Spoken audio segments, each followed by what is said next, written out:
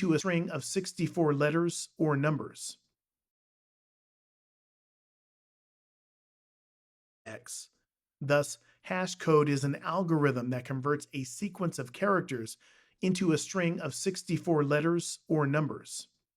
Transaction. The last characteristic is a transaction. Miners have a block of transactions to process, and they want to be the first one to do so in order to receive the mining rewards. Every miner knows the hash of the previous block as it is public information available on the blockchain. Thus, a miner begins with the previous block hash to start creating a new block of text. Hash pointer. Now we'll understand the concept of hash pointers. Hash pointer is a pointer to the location where information or hash of that information is stored. If we retrieve information that the pointer points at, we can get hash of the information and confirm it to be unchanged. It requires information of previous hash.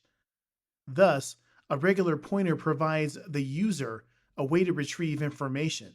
However, a hash pointer will allow us to get the information and also verify that the information hasn't been tampered. Thus, a hash pointer informs us where something is and what is its value. It also saves the hash of the value which the concerned data had when we last retrieved it. Generation of nonce value. Let's have a look at the demo to generate nonce value.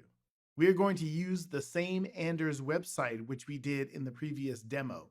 All right, let's visit the link https://anders.com/blockchain/block.html and observe the nonce value.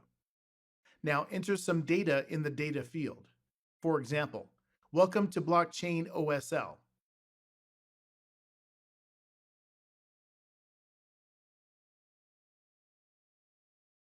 Then click Mine.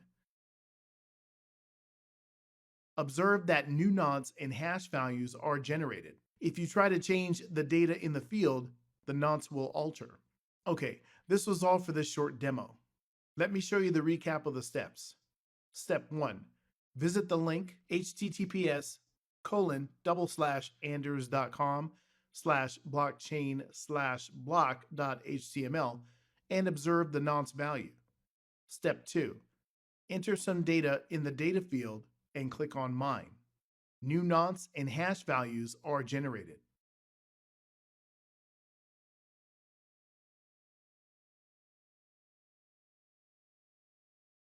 Generation of hash code. Let's have a look at the demo to generate a hash code. Let's visit the Anders website once again.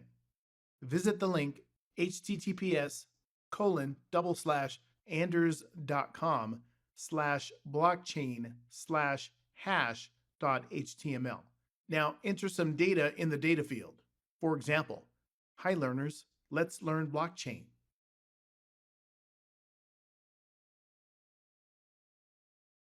And observe the change in the hash value. A minute change in the data will change the message digest. Thus, hash functions forms one of the key concepts in blockchain. These cryptographic hash functions accounts for immutability in blockchain.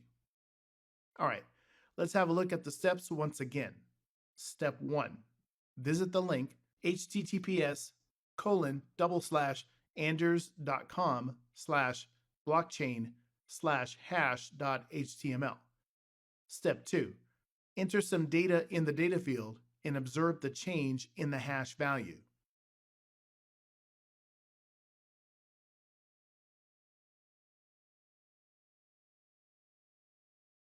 Consensus algorithm, proof of stake. Next, we'll take a look at another consensus algorithm called proof of stake. Proof of stake is a low-cost, low-energy consuming algorithm which states that a person can mine and validate transactions based on how many coins he or she holds. In proof of stake, anyone who holds the base cryptocurrency can become a validate, although sometimes a locked-up deposit is required. A validator's chance of mining a block is based on how much stake or cryptocurrency they have.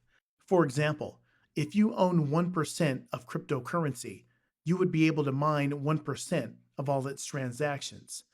The proof of stake protocol will randomly assign the right to create a block between selected validators based upon the value created by their stakes.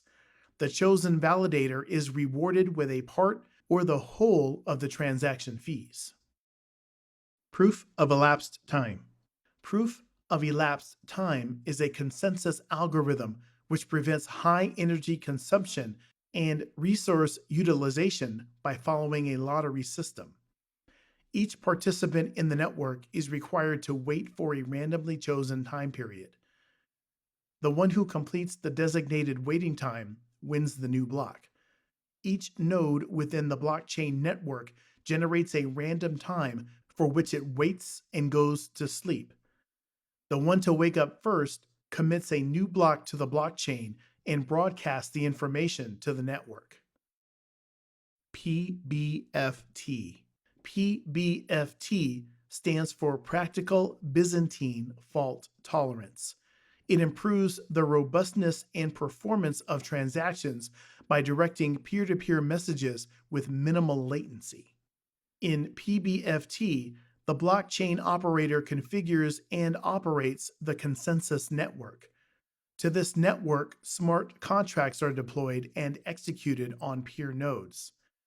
The applications are then used to invoke the smart contracts. Though the exact network structure depends on the consensus mechanism, PBFT has a leader, validating and non-validating peers. The consensus messages flow between the appropriate peer to ensure that the blockchain smart contract transactions are kept in order. In the next section, we will look at the block creation.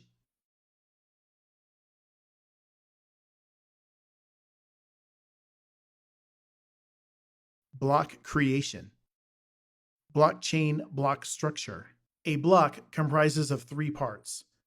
The first part is a header which contains version information, nonce, previous block ID, and timestamp. The second part is Merkle, which is a hash built from the block's transaction identifiers. The last part is a list of records, which contains the identification of hashes that were included into the block's Merkle tree. Every block of a blockchain follows a quorum structure such that each field has a predetermined size which is followed throughout the blockchain. Next, we have block identifiers. Blockchain identifiers. There are two types of block identifiers. The first identifier is a block header. A block header is a primary identifier of a block. It is the digital fingerprint twice the size of the block. It serves as a unique identification for a block and has 32-byte hash. The second blockchain identifier is the block height. Block height is the position of a block in a blockchain. The first block is of height 0. It is also called the genesis block. Each node dynamically identifies a block. Thus, height of a block is considered as the number of blocks that the chain has between itself and the genesis block. The height of a blockchain is generally taken to be the height of its highest block in a chain with the maximum total difficulty, which is the length of chain with 1 subtracted from it. Another important component of a block is a Merkle tree. Blockchain Merkle tree. Blockchain Merkle tree is a data structure used for summarizing and verifying the integrity of large sets of data. It is also known as a binary hash tree.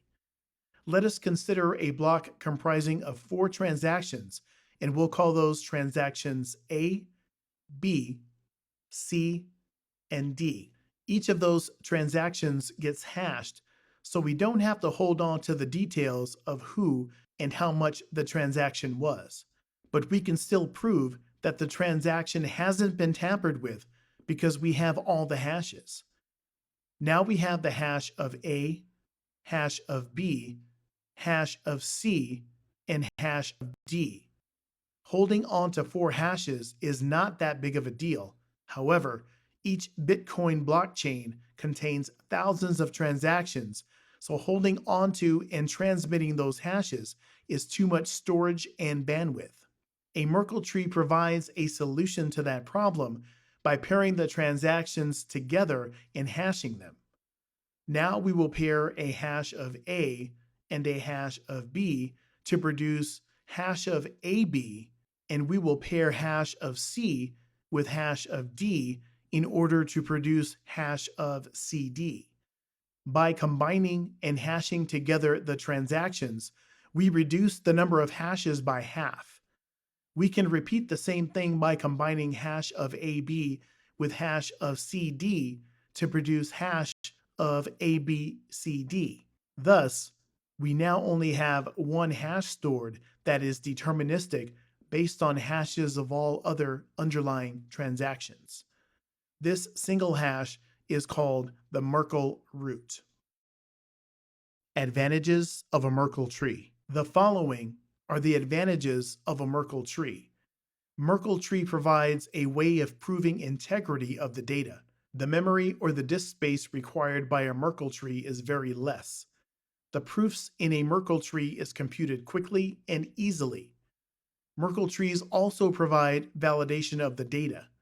Lastly, Merkle roots require very less information to be transmitted across the network. Next section is transaction record.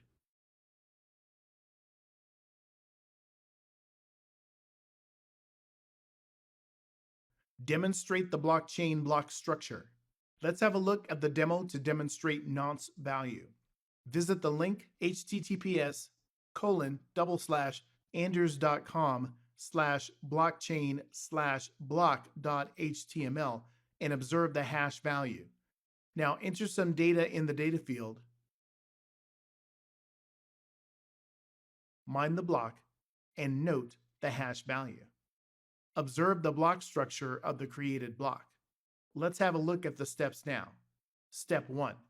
Visit the link https://anders.com/blockchain/block.html and observe the hash value. Step 2. Enter some data in the data field, mine the block, and note the hash value. Observe the block structure of the created block.